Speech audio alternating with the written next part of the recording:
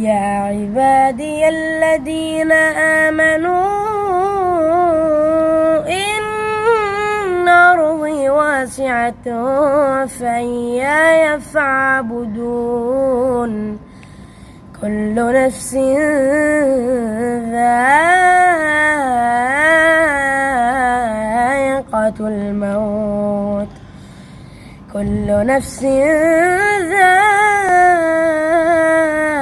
ذائقة الموت ثم